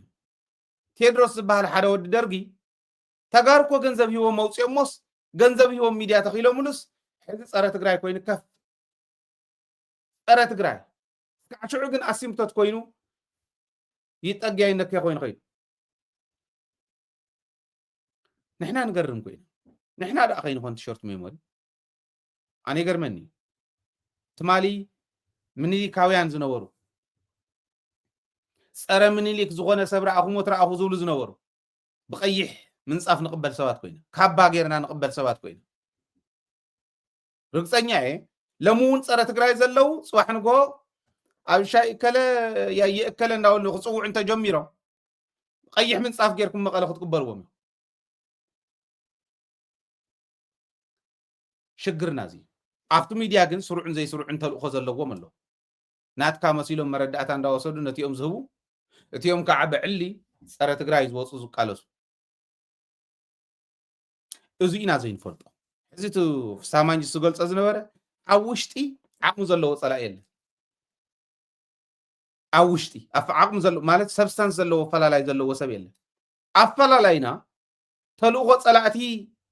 زفصمو تشكيمهم زمصو تاتلوغ صلاة بجبؤهم بخشعهم بسلطانهم طرح من الباشون بقيمهم طرح زحسبون سبات شخمي عبل عليه تግራይ ዝነድድ ሓዊ ሸኽሚ ተሸኪሞም ዝመፁ ሰባትን በቲ ሓደ ገጽ ከዓ ፍጹም ይስዋዕ እምበር መንነተይ ማሕሊፈ ይህብን ዝብሉ ሰባትን እዮም ዝገጥሙ ዘለዉ ንትግራይ ማእኸል ጌርካ ፖለቲካ ትግራይ ከም ዝበሎ ፖለቲካዊ ኣፈላላይ እንተሃልዩ ይተኣለ ዝበሎ የለን ብለካ ኣለኹ እንታይ ኣፈላላይ ኣለዎ ካብ ቀደም ሒዝኩም ራእዩ ፖለቲካዊ ኣፈላላይ ዝበሃል ይነበረ ስልጣን እዩ በዓል ኣረጋዊ በረኽ ክወፁ ከለዉ እውን ስልጣን እዩ ዝሓሹ ሰባት እንዳመፁ መናእሰይ ካብኣቶም ብዕድመ ዝነኣሱ ምናልባሽ እውን ካብኣቶም ንላዕሊ ዘንብቡ እንዳመፁ ክኸዱ ከለዉ ፍራስትሬሽን ፈጢሩ ኣሎ ተሸኺሎም ተሸኸለ ይተኣለ ተባሂሉ ድሕሪ ናይ 93 እውን ውሰዱ ንሕና ዝበልናዮ ይፈፀም እዩ ነይሩ እኮ ዲሞክራሲያዊ እኮ ይነበረ እከለ ተበዲሉ ናብ ፓልቶክ ተይተረፈ ዑዕ ዝብሉ ነይሮም ተፈኦም ዘርእዩና ሰባት ነይሮም ሕዚ ሰባት መሲሎም ዓበይቲ ሰባት መሲሎም መራሕቲ ዝኾነ ኦርጋናይዜሽን መሲሎም ዝመፁ ሰባት ከምዘይ ንፈልጦም ኮይና ኢና ስኽ ንብል ትማሊ ጎጥ ወኪሎም ዝመፁ ዝነበሩ ጎጠኝነት ዝሰብኩ ዝነበሩ ናይ ሓደ ግለሰብ ጭራ እናተኸተሉ ዝኸዱ ዝነበሩ ሰባት መሲሎም ድሓን ሰባት እንተኮይኖም መሲልና ስኽ ንብሎ እቲ ግዜ ንሱ ግን 93 ንዓና ከፈላሊ ይትረፍ እሞ ንባዕሎም ፀረ ዲሞክራሲኦም ተባሂሎም ከዝንፎም ዝግባእ ነይሩ ህዝቢ ትግራይ በሊሕ ስለ ዝኾነ ኣባሪርዎ ኣይተቐበሎም ንዓይ ዘይቕበል ህዝቢ ትግራይ እንተሃልዩ ብቲ መረፃ ተጭበርቢሩ ይብል ነይሩ ስየው በቃ ንባዕሉ ኣበይ ውፅሑ ከም ዝሓስብ ረኣይዎ ከም ዝወደን ጥሩ ምስኪና ሰማያት ገይሮም ይሓስቡ ግን ምንም ዘይብሎ ፀረ ዲሞክራሲ እዩ ነይሩ ሽዑ ካብዚ ኩሉ ማእኸላይ ኮሚቴ 13 ሰባት ተር ኢሎም ንሃና እንተዘይተቕበሉ ወፂና ኣለና ኣይበሃልን ኣብ ዲሞክራሲያዊ ዓለም ኢድካ ውፂኻ ትምጉት ሞገትካ ተርድእ ንገዛ ንህዝብካ ተሓስብ እንተኾንካ ወፂኻ ይኮንካ እንትኽእል ናበይ ክትወፅዳ ተከራኸር ጥዕሙና ዲና ንከራኸር ዘለና ጥዕሙኒ ዲ ሃይለ ፎቲና እኮ ይኮንና ንባዕለይ ማክጥዕመኒ እንተዝኾን እከለ ከም ዝተፈሊኹም ኣለኹም ንእከለ ከምዚ ክብለልኩም ይሃውን እንዳበልካ ይኽየድ ከምኡ እዮም ዝኸዱ ሃይለ ተደልዮም ብመርዚ ተደልዮም ብኻራ ተደልዮም ብገለ ተደልዮም ሚድያ ብምዕፃው ተደልዮም ንሃይለ ብምውራድ ኣብ ውሽጡ እውን እንተይተረፈ ዋላ ኣብቲ ውድብ ወለክ ሕወሓት እኮ በብገዝኡ ብካድረ ደደቢት ከይርአ ይበሃል ይነበረ እንደ መጀመርያ ህዝቢ ትግራይ ምስክረ ኣይኮነን ይበሃል ነይሩ እኮ እዩ ሰብ መትከል ስለ ዝኾንና ግን ከምኡ ይብሉ ነይሮም ካድረታት ኢልና ውድብን ካድረን ንንወይኖም እዮም ካድረ ንግዚ እዩ ነታ ግዚ ነታ ናይ ሓላፍነት ግዚ ነታ ናይ ካድረነት ግዚ እምበር እታ ፕሮግራም ደርቢዋ እዩ ዝኸይድ ደርቢዮማ እኮ ከይዶም እቶም ዝመሰረትዋ ባዕሉ ሕወሓት ካሊእ ስየ ካሊእ ሕወሓት ካሊእ ደብረፅዮን ካሊእ እዚ ስለ ዝርዳእ እየ ዝቃለሳኒ ስለ ዘይብደለ ይኮነ እንተተሳዒረ ንህዝቢ እንዳርዳእኹ እየ ዝኽእል ፀረ ሃይለ ከም ዝተኸየደ ከም ዝተዘመተ ዝኣክል ተዘመተሉ ሰብ ኣለዉ ዝቃልሲ እዚ ሕጂ ግን ተንዝበልክዎን ግን ኮይነ እንደተረኺበን ከም ባንዳታት እዮም እዚኦም ከጥፍኹም እዮም ዝበልክኹም መጥፋእቲ ምድሪ ኮይኖም እንደተረኺቦም ማንም ደገፈኒ የዒስ በለ ካብዚ ተላሒፅካ ጥፋእ በለ ኣይግድሰንን ኣነ ተቃልሰይ ትክክለኛ ምዃናን ህዝቢ ሒዛ ክቃለስ ምዃነ ይንጥራሕ የዘረጋግፅ ዲሞክራሲያውነት ማለት ንሱ ተጋጊዩ ምዃኑ ከርኢ ኣለና ብተግባር ህዝቢ እንዳተረድኦ ክመፅእ ናይ ጌታቸው ደገፍቲ ዝነበሩ ሕዚ ኩሎም ኣራጊፎም ዶ ናብ ጥዕና የተመለሱ ተወሰነ ክተርፍ ይኽእል እዩ ግን ትሰብ ፈሊጥዎ ሕዚ ገደል የፅድፈና ከም ዝነበረ ዝፈለጥኩ ሃይለ ግን መጀመርያ ካብ መጀመርያ ኣይፃድቃን እውን ከምኡ ናይ ካልኦት እውን ከምኡ ዲሞክራሲያዊ ነበረ ናይ 93 እውን እየ ዝብል ዘሎ 13 ካብ ክትወፅእ ተኸራኺርካ ህዝብካ ምን ህዝቢ ኢሚን ካዚ ዝሓይሽ ኢልካ ህዝቢ ምስ ኣመነሉ ትናትካ ቃልሲ ትናትካ ኣስተዋፅኦ ሽዑ ይዝረ በይሮም ከይዶም ትዕቢት በቃ ህዝቢ ንዓና ይኽተል ኢሎም ፀሪግዎም ህዝቢ ኣብዛ ናይ ሕዚ እውን ከማ እዚኦም ዕርዮም ተሸይጦም ዝመፁ እዮም ምስቶም ናይ 93 እውን ነወዳድሮም ኣይኮነ ዘይወዳደር የወዳደር ግን ወፅኦም ከይዶም ዝኽተሎም መሲልዎም ህዝቢ ግን ፎ ኢልዎም ከም ክንቲት ፈኺሶም ንፋስ ከም ዘብለውልዎ ትርጉም ዘይብሉ ፌስታል ንምንም መቋፀሪ ከም ዘይጠቅም ፌስታል ኮይኖም ፈኺሶም ኣብ ሰራዊት ኣዘዝቲ ተባሂሎም ሓላፍነት ተዋሂብዎም ዝነበረ እውን ህዝቦም ከዲዖም ምስ ከዱ ፎ ተባሂሎም ይመሓርኩም ካብ ናይ ወደን ጥሩ ውርደት ሕዚ ከም ዘሎ ውርደት የለን እዚ ተዋና እንታይ ኢና ክንገብር ዳኣ ዝግባአና ንሕና ፖለቲካዊ ኣፈላላይ ዝበሃል ኣብ ትግራይ ነበረን የለን ናይ ስልጣን ህረፍ እዮም ብብዙሓት መግለፂ ዝኸዱ ዘሎ ፓርቲታት እውን ረኣዩ ከምኡ እየን ንስልጣን እየን ዝጎያ እምበር ከምዚ ዓውሕን ጋባን ብደንጎላ ጨርጊፈን ዘውርዳ ኣይመስል ንሕወሓት ሕወሓት ይብላ እምበር ናይ ሕወሓት እዝዩ ናተይ እዝዩ ናተይ ይበልፀካ ህዝቢ ትግራይ ኢለን ዘቕረባ ኣለዋ ዓብይ ኣለዋ ማዓዘ ናይ ከላ ኢዲዮሎጂ ህዝቢ ይፈልጦ ይበሃል ኣይበሃልን ህዝቢ ዝፈልጥ تا مجمر ياخذ مسرت كلا بهزب وشت سلا زنبره تا هو واحد بروجرام مبزحته يفلطايتو فلايتو افتحلف قال زنبر ذنب بمن سيون فلطاي كالوتن جن هو واحد صرق نبل مسلطان حزمبر كاو خنتل كاين ترجم يبلن ترجم كم زي بلن تفلطون نهزب تግራይስ ካብ ህወሓት ዝሓሸ ዲሞክራሲያዊ ፓርቲ ኢና እንደል የልምበር ዲሞክራሲያዊ ዝኾነ ፀረሉና ፀረ ስልጣን ፀረ ላዕላዊ ስልጣን ህዝቢ ዝኸይድ ናይ ህዝቢ ሓደ ክልተ ሰለስተ እዚኦም ዝኣኽሉ ምክሪ ቤት መሪፀልካ ኣለኹ ብለሲንግ ይበዮም ኣለኹ በቃ እዚኦም ምክሪ ቤት ቤት ምክሪ ካዮም ኢሎም ቤት ምክሪ መሪፆም ዝህቡ ውድባት ኮይና ረኺብና ፖለቲካ ኣፈላላይ ዲ ዘለዎም እዚኣቶም ሕዚ ናይ ስልጣን ኣፈላላይ እዚዩ ኣንደርስታንድ ዘይገበሮ ፍሳማ እንጂ ኢለ ዝሓስብ ስለዚ እዚኣ ከዓ ኣንደርስታንድ ክትግበር ክገብራ እንተኮይኑ እሞ መፍትሒ ከምፃላ እንተኮይኑ ሕጊ ምትግባር እዩ ፀረ ትግራይ ወንዘር ዝበለ ብሕጊ ትግራይ ይቕፃዕ ዓፋር ዘለዉ ንኸይትኩሱ ዝኾኑ ቆልዑ ነንባዕልና ቃታ እንደተተሳሒብና ናይ መወዳእታ እዚኣ ቅንጣፋ ኢና ሽግር እዩ ገለ ኢልካ ትልሙን ኣሎ ይኮነ ንዓፋር መንግስቲ ኣውፃዮም ፌደራል መንግስቲ እውን ኣውፃዮም ይበሃል እምብለይ እንተተባሂሉ ኦፕሬሽን ትሰርሕ ሓሙሽተ ሽዱሽተ ቆልዑ ብናይ ዓፋረቶት ክተስርሑ ትኽእል እኮ ኢኻ ንምዓዘ ኢና ንፅበ ይገርመና ምሒርዎም ዝሄር ኣነ እንኳ ኣይኮንኮ ኣዛዚ ሓንቲ ለይተ ይሓድርዋን ፀረ ትግራይ ኮይኖም ፕሪቶሪያ ከኽብር እየ እንተኢሉ ኣውፃዮም ሰሙን ይብናካ ኣለና ይበሃል እምብለይ እንተኢልኸ ፈጢርካ ባዕልካ እኮ ኢኻ ዓፋር ናይ ዓፋር ክንደይ ተቃላሳይ ደኒ 400 እንተኮይኖም ንኣብነት 200 ገለን እዮም ጠቕላላ 200 ገለን ናይ ዓፋር መንእሰይ ኣሰልጢንካ ህዝብኩም ተወደእዎ ኣውፅዎም ጀግኑ ኢልካ ሂብካ ክንዲ ትዝዎም ዘሎ ሂብካ ኢኻ ትሰዶም እንታይ ኢትካ ትኸይድ ቀሊል ኮይ ኣብዚ መፅኡ ሓደ ዓፋር ናይ ዓፋር መንእሰይ ንመንግስቲ ትግራይን ሰራዊት ትግራይን ዝምሕፀኖ ኢሉ በምሓርኛ ፅምዶ ሓሙሽተ እያ ትብል ራእይዋ ኢኹም ፅምዶ ተቐላቂለ ኣለኹ ዝበለ እዩ ማለት ናይ ባዕሎም ዝቃልስ ዘለዎ እዮም ባይዞ ሰራዊት ዘለዎም ዝድግፎም ህዝቢ ዘለዎም እዩ ታይሉ ህዝቢ ትግራይ መንግስቲ ትግራይ ሰራዊት ትግራይ ዝምሕፀነኩም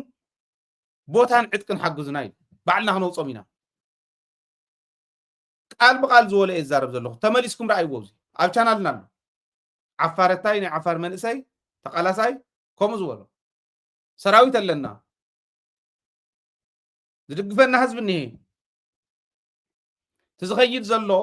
ناي تግራይ حرا مريت ገለይልስ ናይ ትግራይ ሽፍታ መጽዮ ዓፋር ክነብረ ይኽልን ንስኹም ክትመጽ የድልየኩምን ሃውና እሞ ሓግዙና እሞ ንሕና ክንወጾም ኢና ኢሉ ሓግዝዎም የውፅዎም ሃይለ ኢዚ ዝሰርሑ ዘሎ ኦኬ ክንዲ ተኣነ ዝኸዳ ዘለኹ እኳ ዝኸይድ መራሕፍቲ ውሽጢ እንተዝህሉ ናይ ዓፋር መንግስቲ ይሕድሮን 2 ሚልዮን ኮይኑ ዓፋር ህዝቢ ታገብር ይዝሓድር ክጠፍእ እዩ ከጥፍእዎ እዮም عيسابات يوم مصيو أبي أحمد نايت أور كامب غير ولا مع الطور عينتات يوم اليوم مني تግራي شفتا كوسخو خلو طفي از مناسي عفار نزيوم مجمريا وصوم دحري نزيوم توصيهم مدرادر تحيليهم تطريو اوكي منقصون كدرادركم يخبلكم هزوهم نصاخ توص تخلوهم غيركم تزي كوين عفار ناي طور ميدا يم غوروا تاي بلا هاي دول اب قرب ابان كتريوا كتفو ويم تزي انتي طفئ حغزنا مو خنوصم نزيو ካልኦቶም ንኸውፁ ክንደራደር ሓግዙና ኢሎም ኣለው ሓግዝዎም ኣይ ናህና ስለዚ ሓደ ማኺረዮኹም ኢል ይገርመኩም እዚኣ ነጊረዮ ታሊንክ ሰዲደሉ እዚኣ ይብልኩም ኣለው ብውሽጡ እውን ከራኽበኩም የውፅዎም ነዞም ቆልዑ እዚኦም ትግራይ ክሒድካ ምኻደ ይከኣል እንተኾነ ወደን ጥሩ ነው ኣምስሱ ክብል ከሎ ብክሳድ ሓኒቆም የምፅዎ ይሓዝዎ ማሪኾም የምፅዎ ዳር ትርኢት ይረአ زي عقبور حق زوام إليس أي من الباش أنت تتاخي سو من هنا سلا زخونتهم قلعس كي يقدو إلني ويلكي كندوز أكل ودي كاري خاتو مرحيته حجون انت خونا أنا زي أخذ تكبر انت خوينا حزبنا ناس أخوات انت خوينا خم تحزب لازم نبره حزين الزارة لازم نبره نيو حقتها تكبر وانت تكبر وانت خوينهم مخارج يدليكم من بعلم عفار كوصوم يمحجزوهم زي انا غراهوكم قليل عاوزون بجاهم رخوبن يلو لميني مصيب ميديا تمثيلنا نحنا مكران شكم زي وي تسلطن وي كنا سلطنينا الكون اغوك تسلطن تخد كمان كتا سلطن تخد عفار تسلطن تخد مالت دلاي كتغبر تخليها ندحر دلاي يزغبر كوي نحنا سخ إلا نساتهم دلاي مقبر خلو قد يعزونا ينعقنا نبر زمص لوطي اي كلن مو زيو تحسبوا لي زغباي اتخالي نابناي كالي تحستو كنكدمو ابدي سابا حدا زرخونا مرداتا ناي تمرت كفلي توسخي تግራይ كخمي تخون إله تعمت حساسي وني تግራይ እተን ስርዓት ናይ መንግስቲ ቤት ትምህርቲ ዝበሃላውን ስራሕ ብኣግባቡ ኩለን ጀሚረን እንዴን ዝብሉና ሕቶ ምልክት ኣቕሚጥና ታይም ዝብሉ 65% ወሰኽ ጌርና ኣለና እታ ኢትዮጵያ ትበሃል እዚኣ እንዴ ኢኮኖሚኣ ከመይ እንዳሽቆልቆለ እቲ ናይ ዋጋ ዝቕባበ ዝበሃል ዋጋ ግሽበት ንላዕሊ እንዳዘለቐ እሞ ህዝብና ንባዕሉ ዝነበሮ ሶሻል ፋብሪክ እናተበጣጠሰ ይኸድ ከም ዘሎ ዘርኢ እዩ ኢለ እየ ዝሓስብ ናይ ትምህርቲ ክፍሊት 65% وصلنا قبر توسينو أبدي سابا أزي بواجا زقبا بمخنياتي يومي لمو جن أقربو خبها لغلو تنبيت مرتات كل التميتن اسكاب كل التميتن 63% وسخ حيزم قريبا 3 شيء انت نيرنا حرق العور حو فليت كل التميتن 63 مالت كاب كل التنفرق عن العلي وسيغ له مالت كاب كل التعصفن فرقان كاول على وسيغ له مالت دومز ني حدا سب حدا قلعه خمري يخلن مالت ابي ايثيوبيا بصيحو زلو ايزي حزي نسو خبيد እዩ ግን 65% ግን ወስኹ ተባሂሎም ተገሊጽሎ حزي ولا دحن 3000 ዝነበረ 65% ማለት ዳርጋ ክልተ ሲሶ እንዲ ዝኾን ዘሎ ክልተ ሲሶ 2000 መወስኹሉ 5000 ከፍሊ ማለት ንሓደ ቆልዓ ምዕበይ መምሃሪ 10000 ደሞዝ እንተሃልያ ሓደ ዶክተር ሓደ ቆልዓ ጥራሕ ይወልድ ንሰውን ቆስጣ ሰላጣ ሕሳር እንተኮይኖም ንሰው እንዳምፀ ሓንቲ ግዜ ብመዓልቲ እንዳበልዐ ምሰወይቱ زيادة نابرو مالتي إثيوبيا كم يتخد كم زلا رأي دومس كندز وسخ أنت وسخو دومس كوسخ كله واجاكش بس لازم وسخ كوكوت عطر ويقول كم زي زبالة إثيوبيا أنا عنا قل لي في حيزات النانية أنت نحنا خنقرم نحنا خنقرم قدينا كنصرح حزق بقى أنا خين سرح زيادة عينة إثيوبيا حيزات النانية نبزلنا ቶም ናይ ስልጣን ህረፎም ኣብ ኢትዮጵያ ኮይኖም ዝገልጹ ዘለው ፖለቲካ ፈላላይ ከም ዘለዎም ጌርና ንስእሎም ዘለና ንሕና ኢና ባንዳ ይኹን በዓላታ ባንዳታት ተፍሪየልና ዘላ ዓዲ ታትበልዓናን መሬትና ትወስደልናን ዘላ ዓዲ ከምዚ ትመስል እዚኣ ካበይ ኣምፅያ ኢኮኖሚ እያ ምስ ትግራይ ክትገጥም ትኽእል መሬትና እንተሒዝና ሕዘስ ውፁ ካብ መሬትኩም ድዮም ኩልና ሽዑ ኮቱ ዲፕሎማሲ እውን ትውሽጢ ዘሎ እውን ተናቢቡ ክሰርሕ ዘሎ እዚ ኣብይኩም እኒ ሰላም ከይትፈጥር ምስ ጎረቤትካ ይብልካ እሞ እሺ ከይፈልጡና ኢልካ ርእስኻ ንሓኸኽካ ከፍ ትብል እሶም ግን ሰላም ይፈጥሩ ምስ ጎረቤት ንኣብነት ኣብ ዝሓለፈ ነጊረኩም እየ ናይ ጋምቤላ መንግስቲ ምስ ሳውት ሱዳን ናይ ንግዲ ናይ ፀጥታ ምትሕብባር ገብሩ ተፈራሪሙ ናይ ጋምቤላ መንግስቲ ናይ ትክልል ኣይኮነን ናይቲ ኣብ ቦርደር ዘለዋ ወረዳታት ምስ ናይ ሳውት ሱዳን መንግስቲ ናይ ፀጥታ ናይ ካልእን ኮላቦሬሽን ክገብራ ተፈራሪሙ ኣብ ኬንያ ኣብ ናይ ኢትዮጵያን ኬንያን ቦርደር ነፃ ናይ ንግዲ ቀጠና ዝበሃል ንኽትግበር መምርሒ ጥራሕ ትፅበ ምፍራም ገይሮም እዮም ዝሓለፈ መምርሒ ጥራሕ ትፅበ ዘላታ ጉዳይ እዚኣ እታ ተፈራረምዋ ከምዛ ትርእይዎ ናይ ኢትዮጵያ ናይ ንግድን ቀጠናዊ ምትእስሳርን ሚኒስተር ምስ ናይ ኬንያ ናይ ንግድን ቀጠናዊ ምትእስሳርን ሚኒስተር ብኸምዚ ተፈራሪሞም ተውቅዑ እንተለዉ ተፈራረሙላ መምርሒ ኣትፅበ ዘላ ኣይተተግበረት እንትኽክል እዩ ናብ ተግባር ኣይኣተውን ሕዚ ተፈራሪሞም ከውቅዑ ከለዉ ናብ ተግባር ኣይኣተውን ሕዚ ኮምፕሌን ይግበር ኣሎ ጉድለታት ኣለዎ ሓደ እቶም ነጋዶ እዮም ኮምፕሌን ዝገብሩ ዘለዉ ናይ ተቐጠና ሓደ ኣብ ወርሒ መያዝያ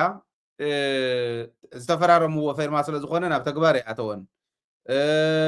ካብኡ ግን ናብ ኬንያ 100 ኪሎ ሜትር ኣትዩ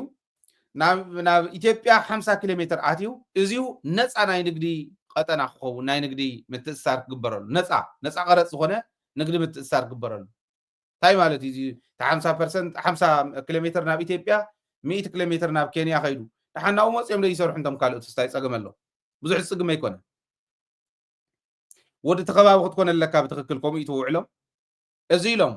ሕዚ ተብኡ ዘሎ እቲ ከባቢ እንታይ ዝብል ዘሎ እቱ ኣርብቶ ኣደር ዝብልዎ ንሶም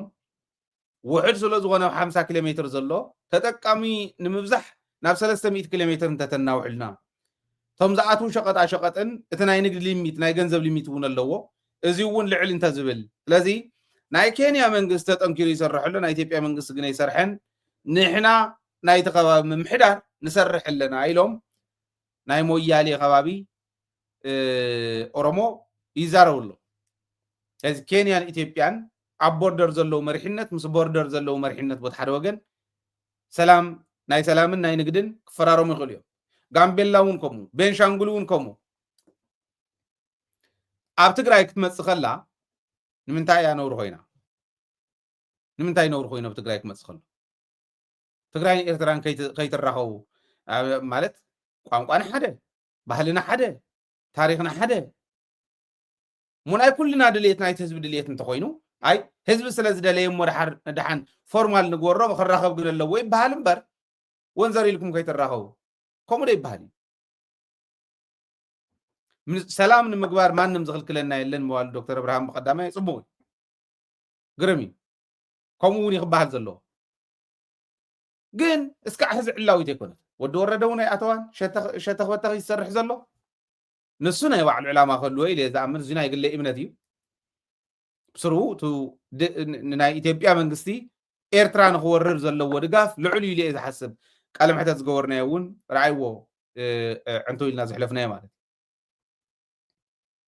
ለዚ እዚኦም እዮም ቶም ዝግበሩ ዘለዉ ክብል ደልየ ሕዚ ተዓዲ ግን ዓቕሙ ሃልይዋ ንዓና ክትሕዘና ትኽእል ኮይና ወይ ሕጊ ዓለም ንዓና ዝፀባእ ስለ ዝኾነ ኣይኮነን ሰላም ምግባር ጎረቤት ኣብ ቦርደር ዘሎ ናይ ንግዲ ምትእስሳር ክገብር ምግባር እዚኦም የመጉሱኻ እምበር ማለት ኣይዋርዱኻን ኢትዮጵያን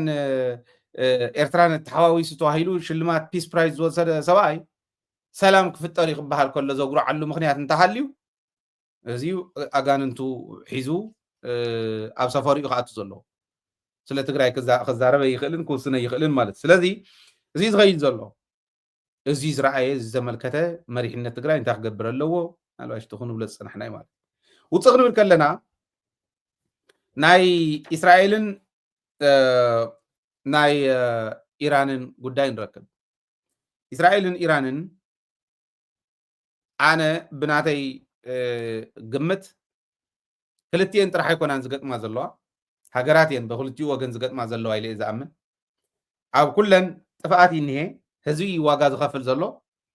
ንኣብነት ንሓለፉ 3 መዓልትታት እንዲቀፂሉ ዘሎ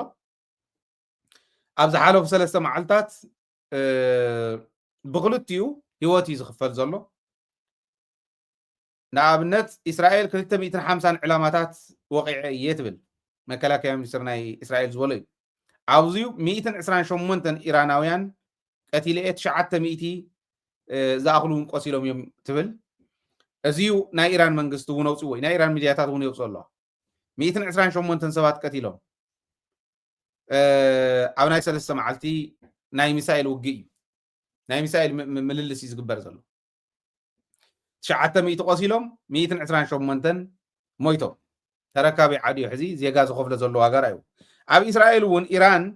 ልዕሊ 10 ሰባት ቀቲለ ኣለኹ ልዕሊ 100 እውን ኣቑሲለ ኣለኹ ክቕፅል ከዓ እየ ትብል ኣላ እዚ ናይ እስራኤል መንግስቲ እውን ዝኣመነሉ እዩ ካሊእ ናይ ጎኒ ተጎዳኢ ክንደይ ከሉ ከም ዝኽእል ሕሰብዎ ትማል እውን ሚሳኤላት እናተተኮሰ ሓዲሩ ናይ ኢራን ዋና ናይ ነዳዲ መጠራቐሚ ዝበሃል ሽሙ እውን ሳህራን ዝበሃል እዚ እውን ተወቂዑስ ስራሕ ጠጠው ኣቢሉ ኣሎ እዮም ዝብሉ ክትርእይዎ ከለኹም ማለት ዝባራዕ ዘሎ ዝገርም እንድዩ ከም ትርእይዎ ዘለኹም እዩ እዚ ሕዚ ኢራን እያ ትባራዕ ዘላ ኢራን ጥራሕ ኣይኮነትን እስራኤል እውን ከምኡ ማለት እዩ እዚ ብርግፅ ናይ ኢራን ዋላ እንትኾነ Да, снаряд туда прилетел. Бомба туда прилетела. Не, какой-то... ስለዚ እንታይ እዩ ትኽብሎ ዝደለኹ ንኣብነት ከምዚ ጌርና እንተሪእናዮ ከምዚ ኢሉ ዝባራዕ ዘሎ ከተማ እዩ ንዓመታት ዝሃነፅወን ብዙሕ ኢንቨስትመንት ዝፈሰሰለን ከተማታት ትካላት ናይ ነዳዲ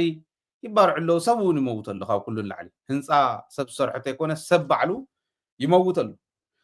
እዚ ጥራሕ ኣይኮነን ግን ክሪኦ ዝደለኽዎ ኣነ ሕዚ ምስ ናህና እናተሓዝና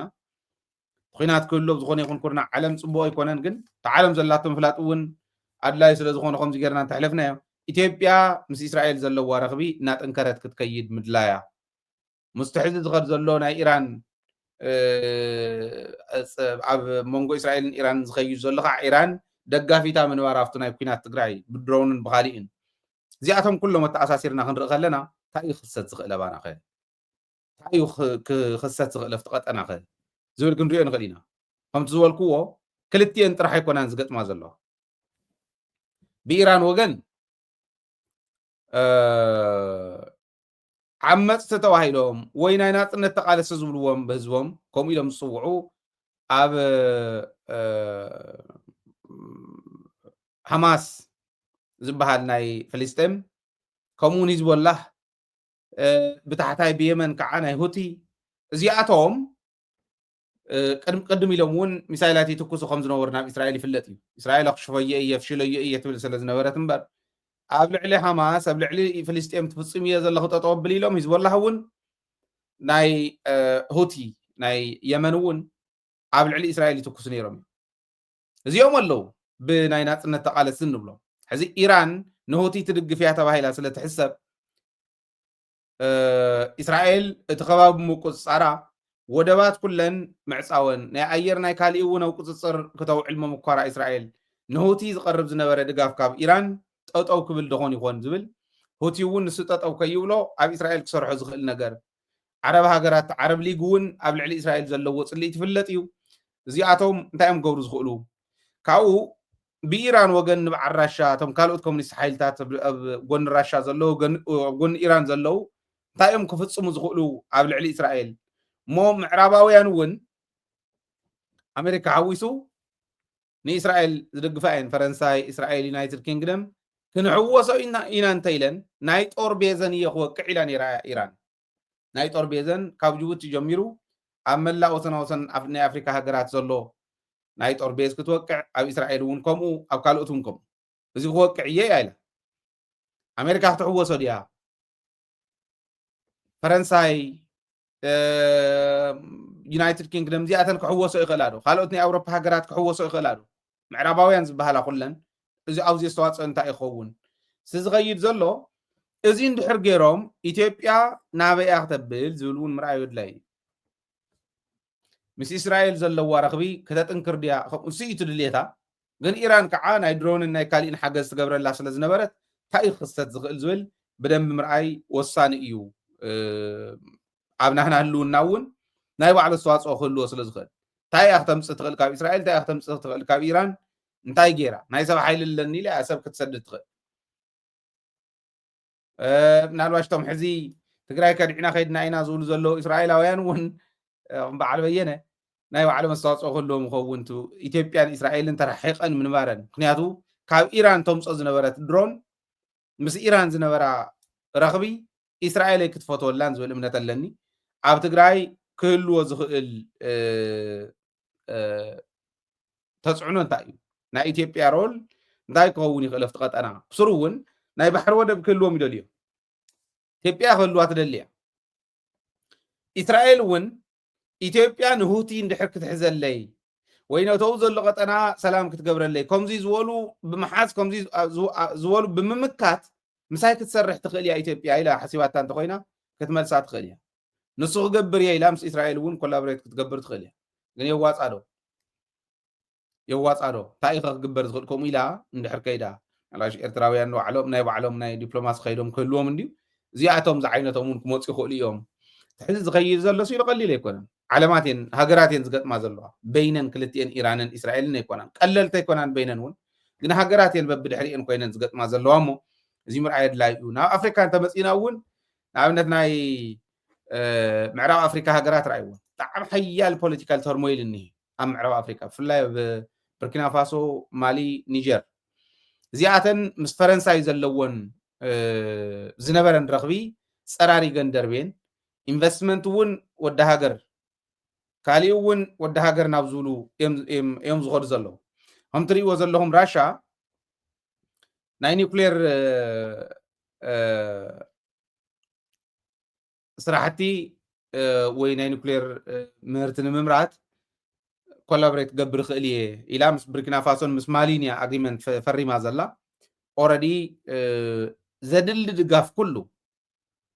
ካብ ንጥረ ነገሩ እስካዕቲ ናይ መወዳእታ ምህርቱ ክሕግዘኩም እየ ብዝብል ትኸደላ ራሻ ኣብ ኣፍሪካ ናይ ምቅርማት ከይዲ እዩ ዝኸይድ ዘሎ ኢለ እየ ዝኣምን እዚዩ እዚ እናኾነ ክኸድ ከሎ ድኹም ይኩሉ ግዜ ዓርሱ ምስ ዓለም ብደንብ ብመንነቱ ንባዕሉ መሲሉ ምስ ዓለም ክራኸብ ዘይኽእል መሪሕነት እንተሃልዩ ነቲ ህዝቢ እንዳደቆሶ ትሕቲ ሰብ እንዳኾና መፃወቲ ካልኦት እንዳኾና ኢና ንክእል ንምንታይ እየን ክንዱእ ዝኣክል ዝረባረባ ዘለዋ መስዋዕትነት ዝኽፈል ዘሎ ትርብርብ ግን ተኸፊልካ ዘይምፅናሕ ግን ዓለም ክንዱእ ዝኣክል ፍጥነት ትፈጥን ስለ ዘላ ንሕና ንድሕሪት እናተመለስና ብዝኸድናሉ ቁፅሪ ዓለም ንቅድሚት ብዝሰጎመትሉ ቁፅሪ ክልተ ዳብል ንድሕሪት ኢና ንኸድ ንሕና ሓደ ዓለም ንቅድሚት ትኸደላ ዓለም ክንዲ ዝኸደቶ ዘይምኻድ ጠጠው ምባል እውን ካሊእ ንድሕሪት ምምላስ ስለ ዝኾነ ጠጠው ምባል ባዕሉ ኣብ ዘለኻዮ ጠጠው ምባል ባዕሉ እውን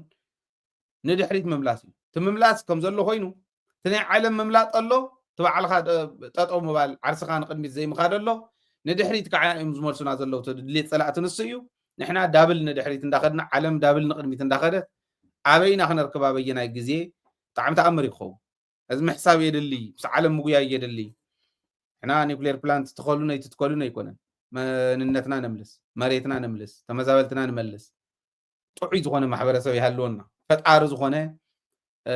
መንእሰይ ይሃልወና ናብቲ ደረጃ ንሱ እንተበፂሕና እቲ ናይ ዓለም ጉዕዞ ሒዙና ክኸድ ይኽእል እዩ ምስኡ ፓራሌል ምኻድ ምትእትታው ጥራሕ ፈጠራ ተሪፉ ምትእትታው ጥራሕ እውን እኹል ስለ ዝኾነ ማለት ለዚ ኣብዚዩ ናይ መሪሕነት ሮል ዓብይ እዩ ዝብል እምነት እዩ ዘለኒ ለዚ ናይ ግድን እቶም መሪሕነት ዘለውስ ካብ ሰማያት ዝኾነ መና የንጥብልና ኣይኮነን ዝብል ዘለኹ የተሓባብሩ ናተይ ዓቕሚ ናይቲ ካሊእ ዓቕሚ ናይቲ ሓደ ዓቕሚ ኣተሓባቢርካ እዩ መሪሕነት ክመስል ዝኽእል ሓደ ሰብ እዩ ከምቲ ኩሉ ንኩሉ ከተሓባብር ዝኽእል ክእለት እንተሃልይዎ ግን መሪሕነት ይበሃል እሞ ናይ ኩሉ ዓቕሚ ብሓደ መፅኡ ህዝቢ ንክቕይር ምግባር ይከኣል እዩ ማለት እዩ ምስቲ ዓለም ትጎዮ ዘላ ፍጥነት ማዕረ ክንከይድ ምምኳር ናይ ግድን ኣብ ዝኾነሉ እዋን ኢና ዘለና ክብል ደልየ እዚ ለክዛዝሜ ናይ ሎም መደብና ክልተ ነገራት ግን ሓንቲ እታ ናይ ሽረ ዶክመንተሪ ቀዳማይ ክፋል ፅባሕ ትቀርበልኩም እያ እዚኡ ቃልና ቃልና እዩ ኣብ ሰዓትና ኣብዛ ሕዚ ዘለኹላ ሰዓት ፅባሕ ብትክክል እታ ዶክመንተሪ ክትርእይዋ ኢኹም ካሊእ ለውጢ እንተሃልዩ እውን ንህዝብና ኣናውንስ ስለ ዝገበርና ንሕና ንድሕሪት ንምለሶ የለን ቃልሲ ኢና ንቃለስ ዘለና ክትቃለሶ ከለካ ብዙሕ ዘስተማስል ዝሕሱ ብፍላይ ከዓ ኣመል ምፅላም ኣመል ዝገበረ ክህሉ ክእል እዚኣቶም ብደንቢ ጌርና ኣስተውዒልና ርኢና ኢና ክንቃለሶም ዝግባአና ህዝቢ እዚ ሕዚ ንገብሮ ቃልሲ ኩሎም ነገራት ንክመሓየሹ ኣገልግሎት ንክመሓየሽ ህዝቢ ንክምዕብል ንክሳገር ነዚ እዩ ካሊእ ተኣምር የብሉ ገለገሊኡ በቃ ከምኡ ስለ ዝበልና ዝፅሕፍ እውን ኣሎ ዶክመንተሪ ክነቅርብ ኢና ስለ ዝበልናስ ክነፀሪ ኢና ኮይና ንብል ዘለና ምሕደራ ክስተኻኸል ኢና ንብል ዘለና ከምኡ ኢና ንብል ዘለና ገለገሊኡ ውድብ ትፈርሶ ዝመስሎ ኣሎ ኖ ከይትፈርስ ኮይና ንቃልስ ዘለና ከይትፈርስ ምክንያቱ ንህዝቢ ስለተድሊ ገለገሊኦም ሰበብ ካሊእ ደልዮም ንሃይለስ እንታይ ዓይነት ፀርፊ ይረኽብሉ ይኾኑ እሞ ምስ ህዝቢ ክፈልይዎ ካብ ህዝቢ ክፈልይዎ ንደደቢት እውን ካብ ህዝቢ ክፈልይዎ ኣበል ዝብሉ ዝስዕሩ ኩለን ተር ኢለን እየን ዝመፃ ንካዓ ናይ ህዝቢ ምዃኑ እቲ ሚድያ በዚኹም ትርእይዎ ከም ዝገብሩ ኣለዉ ኣይትጠራጠሩ እንድሕሪት ዝመልሶ ኣይኮነን ክቕየር ኣሎ ሽረ ጥራሕ ኣይኮነን ክንቅፅል ኢና ናብ ኣክሱም ክንቅፅል ኢና ንዓድዋ ንተንቤን ንዓዲግራት መቐለ ማይጨው ሃገረ ሰላም ክንቅፅል ኢና ክቕየር ኣለዉ ቀምሸደይ ዕንቀፈኒ ዚ ዓይነቱ ምሕብኢ ሌባ ክኸውን ኣይኽእልን ዓዲ ስለዚ ብደንቢ ብኣግባቡ ተዳሊናሉ ሓሲብናሉ መኺርናሉ ዘቲናሉ ሰነድ ኢና ነቕርብ ከዓ ሓሶት ኣይኮነን ሰነድ ብቪድዮ ብፎቶ ብሰነድ ብድምፂ ዝተደገፉ ኢና ነቕርብ ዶክመንተርና እዚ ስቂሉ ከለ ከምዚ በለ ምልኻዕ ኣይኮነን ከምኡ ዝበሃለ ብደደቢት ይሰርሕ ሰነድ እያ ብዓይንኹም ትርእይዋ ቪድዮ ብዓይንኹም ትርእይዋ ፎቶ ብዓይንኹም ትርእይዋ ሰነድ ተሰረቐትላ ሰነድ እንተኮይና እውን ኦኬ እዚኦም ክትርእዩ እዚኦም ኩሎም ብዘይ መርትዖ ዝቐርብ ኣብ ደደቢት ፍጹም ኣይህሉን ህዝቢ ማንም ኣደዳ ፀላእ ከይትገብሩና ኢሎም ዝደወሉና እውን ኣሎ ፀላኢ ሕመቕና ብምፅራግና ኣስተኻኺልና ንክንከይድ ብምግባርና ኣደዳ ዝኾነ እንተሃልዩ ዕሪ ኣደዳ ይኹኖ ንሕና ኣስተኻኺልና ክንከድ ኢና ንደሊ ክዕሪ እዩ ዘለዎ ከም ህፃን መብራህቲ ዝበርህ ብልጭ ብልጭ ዝብል ክረግፅዎ ከለዉ ንህፃን መታለሊ ጌርካ ይቕየር መሪሕነት እዩ ህዝቢ እዩ ፀረ ህዝቢ ዝኾነ ከዓ እንለቅቕ ንሕና እዩ ደደቢት እዚ እያ ስኢሉ መንጨብጨብ ሚድያ ኣይኮነን ትርጉም ዘለዎ ሚድያ እዩ ተቃሊስና ኢና ክንቃለስ እውን ኢና ዘለና ክንቃለስ ከለና ህዝብና ክርብሓልና እዩ መስዋዕትነት ምኽፋልና ዘይተረፈና ህዝቢ ክቕየር ምርኣይ ናይ ግድን እዩ እዚ ዝኸውን ስለዚ እዚ ንክኸውን እቲ ሚድያ እግሪ ክተክል ስለ ዘለዎ ፀላኢኡ ብዙሕ እዩ ሌባ ብዙሕ ስለ ዝነበረ ሓሳቡ ብዙሕ ስለ ዝነበረ ንሕና ከዓ ይንምሕርን መድሓኒት ናይ ሌባን መድሓኒት ናይ ባንዳ መድሓኒት ናይ ሓሳቡ ናይ ሰራቕ ናይ መታለሊ መራሒ እውን ስለ ዝኾነት ብምሉእ ዝሰርቕ ዝነበረ ሰሪሑ ዘይበልዕ ሰሪሑ ህዝቢ እውን ክሰርሕ ዘይገብር መራሒ ኩሉ ከም ዝቃወመና ፍሉጥ እዩ ከምታ መጀመርያ ትርእይዋ ዝነበርኩም ደደቢት ከይትርእዩ እንዳተባሃለ ዝዝወር ዝነበረ ከምኡ ኣሎ እዩ ክኸውን እውን ይኽእል እዩ ኣይግድሰና ህዝቢ ስምዓዮ ጀጅ ግበር ልቢ ዘለዎ ህዝቢ እዩ ዘለና ፖለቲካዊ ዝኾነ ማሕበረሰብ እዩ ዘለና ኣይግድሰናን ሓቂ ርኢናዮ እምብለይ እንተይሉ ፀገም የለን ንሕና ሕልናና ይወቕሰና ሓቂ ርኢናዮ ፅረግዎን እዚአን ዕርይዎ እንተይሉ የዒስ ንሱ እዩ ትስራሕና ክቕየር ስለ ዝኾነ ትድልየትና ማለት እየ እሞ እዚ ንክግበር ትዝቃወም ዝቃወም እዩ ደደቢት ክትወድቀሉ ብሓደ ለይቲ ፈሪሳ ክትሓድር ዝደሊ ብዙሕ እዩ ኣይትፈርስን ንምንታይ ህዝቢ ትግራይ ሒዛ ስለ ትኸድ ሕዚ እውን ህዝቢ ክሰርሖ ዘለዎ ተስትሪዮ ንሰርሖ ዘለና ስለዚህ ዓዲ ዘለኹም በዚ ኣደግፉ ኣብ ደገ ዘለኹም በዚ ኣደግፉ ምናልባሽ ኣብ ማሕበራዊ ሚድያ ትከታተሉና እውን ኣብ ታሕቲ ጎፈን ኣለኩም ፔይፓል ኣለኩም ክድግፉ ትኽእሉ ኢኹም ኣባልነት ፎርም እውን ኣሎ ኣብ ዩቱብ ቻናልና እውን ጆይን ምግባር ይከኣል እዩ እዚ ብምግባር ደደቢት ብምሕጋዝ ስቱድዮኹም ስቱድዮ ደደቢት ክትሰርሑ ኣለኩም ዝብል كأمد دليل اسك 13 إننا نخرج لنا ثام واجنا 13 كندي يوصينا خنقرأكم تعقلنا دي تعقلنا كنقرأكم دي تأكل أنت خوينا خنقصلينا تلك إحنا ونقن كنسرحينا من مترتري ولا زين قبل ليكم سلام ساهم سلام عوض المستجقنا هزمنا أخوانتم نتايو قراية عوض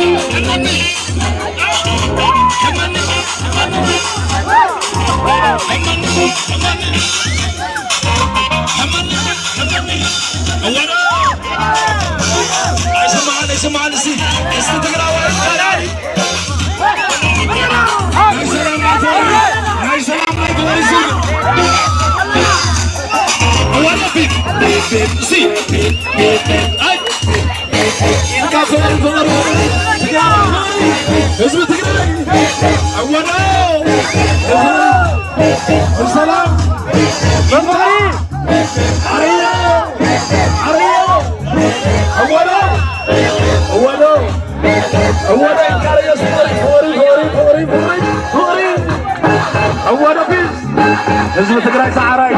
هو دو أي أجري هزم تقرأ سعراي